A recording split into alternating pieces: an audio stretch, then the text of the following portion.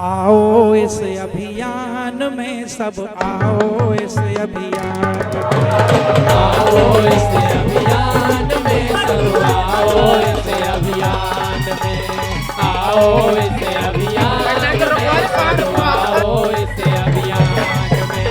जन सुधार अभियान छिड़ा है, जन सुधार अभियान छिड़ा है सारे हिंदुस्तान में।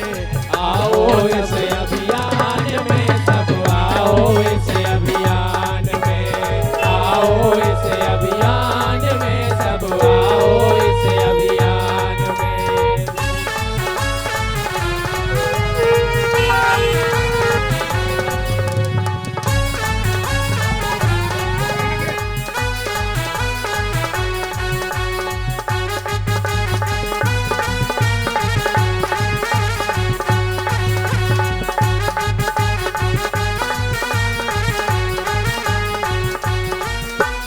मानव तन अनमोल है ना, इसे गवाओ विकारों में। समृद्धि सुख और शांति हो सबके परिवारों में, यही लक्ष्य है ऋषि राज का, यही लक्ष्य है ऋषि राज का, सबके हित कल्याण में। आओ इस अभियान में सब, आओ इस अभियान में। जय गुरुवंदे, जय गुरुवंदे,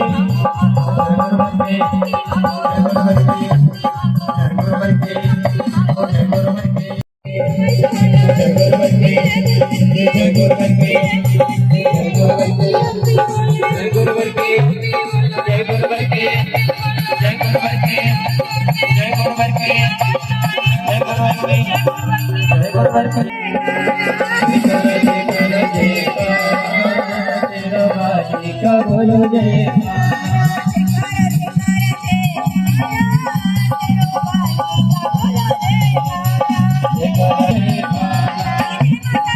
माता की, जय माता की।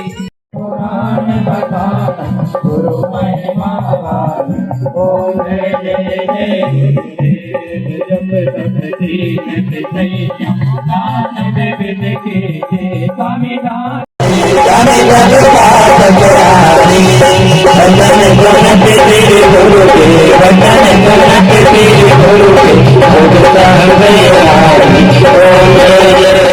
पुत्र जी महाराज की जय, दरबार की जय।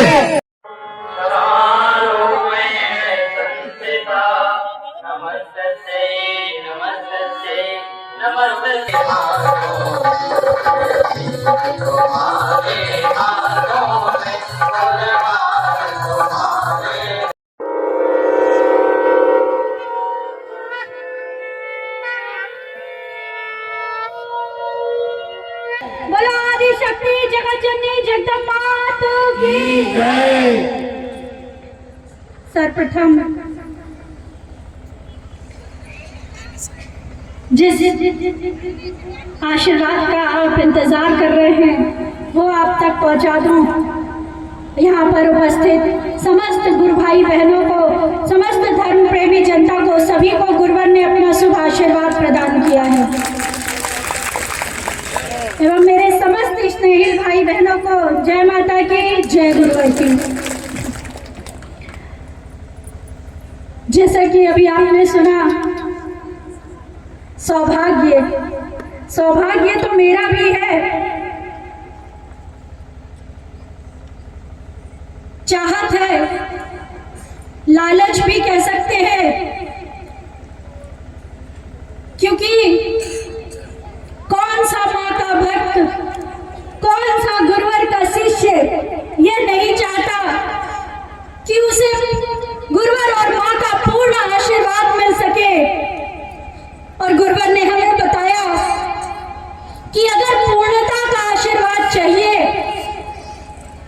तो आत्म कल्याण के साथ साथ जन कल्याण की भावना को रखते हुए अगर आप साधना करेंगे तो वह आशीर्वाद फलीभूत होगा और पूर्णता का आशीर्वाद प्राप्त होगा। तो जब जन कल्याण की भावना को लेकर इतने सारे शक्ति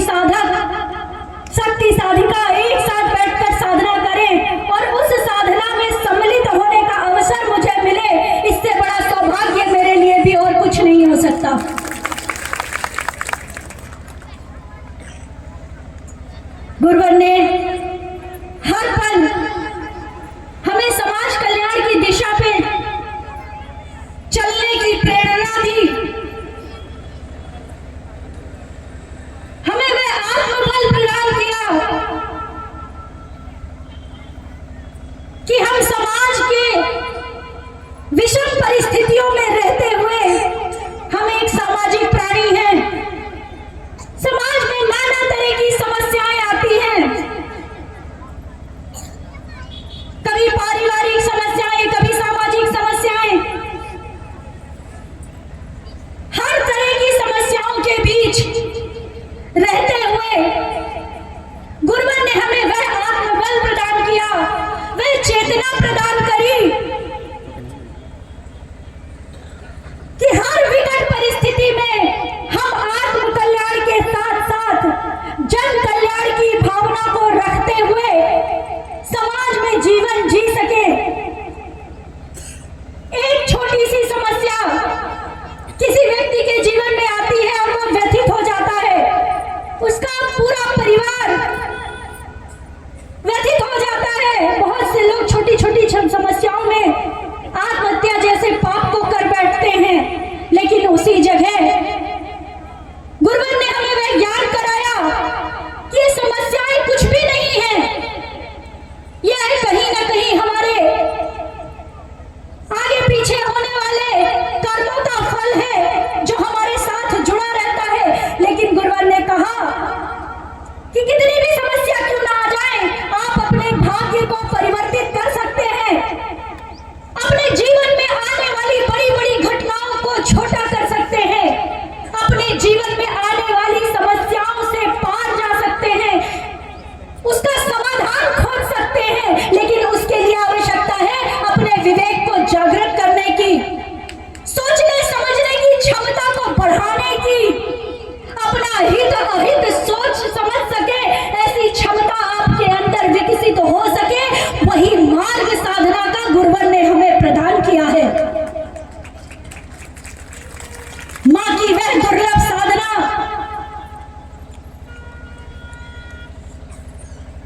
जहां इस गांव में मां की साधना का इतना बड़ा अनुष्ठान हुआ, सौभाग्यशाली होंगे वो भक्त जो इस प्रांगण में प्रवेश कर सके, क्योंकि मां का आशीर्वाद प्राप्त करने के लिए पात्रता की आवश्यकता होती है, और वह पात्रता हर किसी के अंदर हो सके यह संभव भी नहीं है। जिनकी साधना के लिए देवता भी लालायित रहते हैं, जब देवताओं पर आपत्ति विपत्ति आई और जब देवता भी भगवान ब्रह्मा विष्णु महेश की शरण पर गए और कहे, हे देव, आप तो देवों के देव हैं, आप तो महादेव हैं, आप तो पालन करता है, आप तो सृष्टि के रचयिता हैं, अगर आप हमारी सहायता नहीं करेंगे तो हमारी सहायता कौन करेगा। उस समय त्रिदेवों ने कहा कि जहां जिस विपत्ति में कहीं सुनवाई ना हो तो सिर्फ और सिर्फ मां की शरण में जाओ। केवल वही आदि शक्ति है, वही अनंता है, वही अजन्मा है, वही अविनाशी सत्ता है जो तुम्हारी समस्या का समाधान कर सकती है। देवता विचलित हुए और वो पूछने लगे कि हम कहां जाएं, उनकी साधना कैसे करें, कहां उनको खोजें, आपकी शरण तो तक तो आ गए, अब आगे कैसे जाए। तो देवताओं को त्रिदेवों ने ज्ञान कराया कि अरे वे तो कण-कण में विद्यमान है, हर जगह पे है, जिधर नजर उठा के देखो वह उधर नजर आएंगी। एक बार उनको याद तो करो, सच्चे मन से उनकी प्रार्थना करो,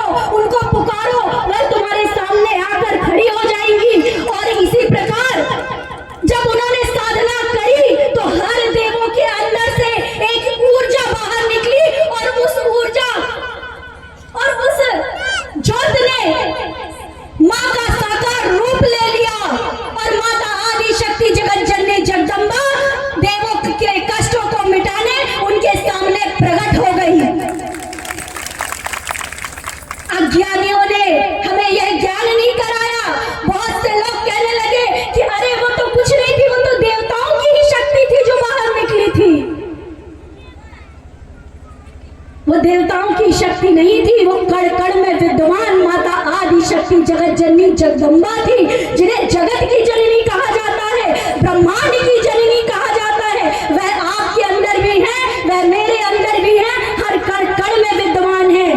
जब हम अपनी समस्याओं से व्यथित हो जाएं, जब कहीं कोई मार्ग ना नजर आए, तो बस आंखें बंद कर कर बैठ जाओ, माँ की छवि का ध्यान करो, गुरुवर की छवि का ध्यान करो और उनसे निवेदन करो कि अगर आप उपयुक्त समझे, अगर आप उचित समझे कि इस समस्या से हमें निजात मिल जाए, तो कृपा दृष्टि करे, दया दृष्टि करे। मैं विश्वास दिलाती हूँ कि हर समस्या का समाधान आपको अवश्य मिल जाएगा। गुरुवर ने सिखाया कि हमें अपने अंदर, अगर हम मानव हैं, हमें अपने अंदर धर्म, धैर्य और पुरुषार्थ को धारण करना चाहिए। धैर्य ऐसा कि किसी की गलत बातों का कोई प्रभाव हमारे मन मस्तिष्क में ना पड़े। कोई गलत रास्ते पर चल रहा हो तो धैर्यता के साथ उसे सही रास्ते पर वापस ला सके। धर्म को अपने अंदर धारण करे, अच्छी बातें सोचे, अच्छे विचार मन में रखे, किसी के प्रति कोई गलत भावना अपने मन में ना रखे। माफ करने की प्रवृत्ति भी होनी चाहिए, एक सीमा तक माफ करने की प्रवृत्ति भी आपके अंदर होनी चाहिए अगर आपने धर्म को धारण किया है, क्योंकि विचारों का बहुत प्रभाव पड़ता है। गुरुवर ने हमें बताया कि अगर कोई व्यक्ति हमसे झगड़ा कर रहा है, उसने हमें एक बार दो शब्द बोले, हम दिन रात उसको सोचते रहते हैं, सोचते रहे उसने मुझे ये कहा, उसने मुझे ये कहा, तो उसने तो एक बार कह के छोड़ दिया, लेकिन हमने अपनी आत्मा को कितने बार गालियां दी, हमने अपनी आत्मा को कितने बार गलत कहा। जितने बार आपने सोचा उतने बार आपने अपनी आत्मा को आहत किया। तो विचारों का बहुत प्रभाव पड़ता है। हर समय अपने अंदर अच्छे विचार रखे, गलत को बढ़ावा ना दे, अधर्म को बढ़ावा ना दे, अनीति को बढ़ावा ना दे। अगर आपको अपनी शक्ति का प्रयोग करना है, अपनी शक्ति का उपयोग करना है, तो अनीति, अन्याय, अधर्म के खिलाफ करे। गुरुवर ने यह ज्ञान हमें दिया कि छोटी छोटी बातों में अपनी ऊर्जा को नष्ट ना करें, हमेशा अच्छी बातें सोचे, माँ का ध्यान करे, अपने बच्चों को अच्छे संस्कार दे। आज की युवा पीढ़ी भटकती चली जा रही है, हमें उन्हें वापस लाना है, हमें उन्हें समय देना है, उनकी बातों को समझना है, अपनी बातों को समझाना है। आज बहुत से लोग परेशान होते हैं कि हमारा बच्चा तो साधना नहीं करता, हमारे बच्चे तो मंदिरों में नहीं जाना चाहते, हमारे बच्चे रील जरूर बनाना चाहते हैं, डांस करना चाहते हैं, गाने गाना चाहते हैं, भजन नहीं गाना चाहते। तो उसका कहीं ना कहीं कारण आप हैं, क्योंकि आप जब सुबह अपने घरों में साधना करते हैं, अगरबत्ती लगाते हैं, तो आप यह नहीं सोचते कि उस समय जब रोज हम ये प्रक्रिया अपने घर पे कर रहे हैं, तो हम अपने बच्चे को अपने साथ खड़ा करें। आप तो सोचते हैं चलो हमने कर लिया, पूरे घर ने कर लिया, पूरे घर को आशीर्वाद मिल जाएगा। क्या आपके खाना खाने से, किसी एक व्यक्ति के खाना खाने से पूरे घर का पेट भरता है? नहीं भर सकता। खाना तो आप अलग अलग खाते हैं, और साधना को सोचते हैं कि कोई एक ने घर में कर लिया तो सबकी साधना पूर्ण हो गई।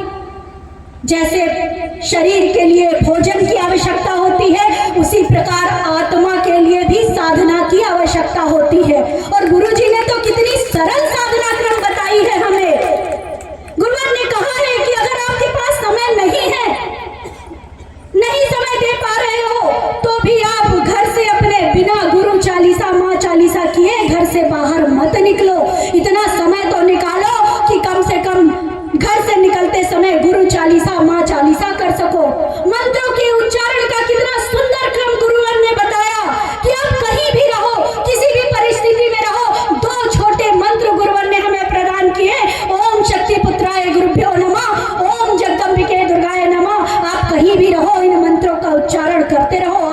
ऊर्जा शक्ति बढ़ेगी, कार्य करने में मन लगेगा।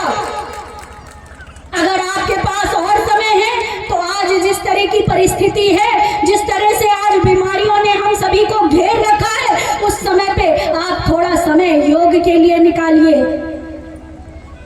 आज छोटे छोटे बच्चे परेशान हो रहे हैं, कोई उम्र नहीं है फिर भी इतना बड़ा शब्द उनके साथ जुड़ गया कि अरे बच्चे में हमारे डिप्रेशन में जा रहे हैं, अरे वो बच्चा डिप्रेशन में जा रहा है। कभी आपका और हमारा समय था, मुझे तो नहीं याद कि कभी हमारे समय में किसी बच्चे के मुंह से मैंने डिप्रेशन शब्द सुना हो। जब हम लोग शिक्षा ग्रहण कर रहे थे उस समय मुझे तो याद भी नहीं है कि कभी मेरे सर में दर्द भी हुआ हो, और मेरे ही नहीं उस समय के किसी भी बच्चे के सर में दर्द नहीं होता था, बुखार नहीं आता था। कभी हम लोग सोचा करते थे स्कूल जाते समय कि आज छुट्टी लेनी है, बुखार आ जाता तो कितना अच्छा होता। आधी उम्र निकलने तक मैं ये सोचती रही कि चक्कर कैसे आते हैं। लोग बोलते चक्कर आ गया, गिर गए। मुझे लगता था कि चक्कर कैसे आते हैं, मतलब क्या होता है, पता ही नहीं था। वो भी तो एक समय था, क्योंकि घर का वातावरण सात्विक हुआ करता था, घर में अच्छी पुस्तकें पढ़ी जाती थी, रामायण गीता के पाठ हुआ करते थे, बच्चे बैठते थे, इसीलिए वो इन सब चीजों से दूर रहते थे, खुला जीवन जीते थे, अच्छे से परिवार के साथ रहते थे, परिवार का संचालन करते थे। लेकिन आज छोटे छोटे बच्चों को हार्ट अटैक हो रहा है, छोटे छोटे बच्चों को डिप्रेशन हो रहा है। क्या है ये?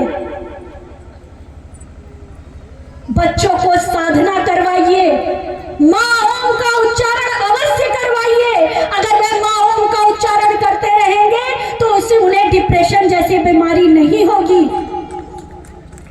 आपका काम आपके लिए बहुत जरूरी है, लेकिन आपके बच्चे भी आपके लिए बहुत जरूरी है। आप उनको समय दीजिए, उनकी बातों को सुनिए, उनसे बातें करिए कि वो किसी इस तरह के किसी शब्द के बारे में जान भी ना सके।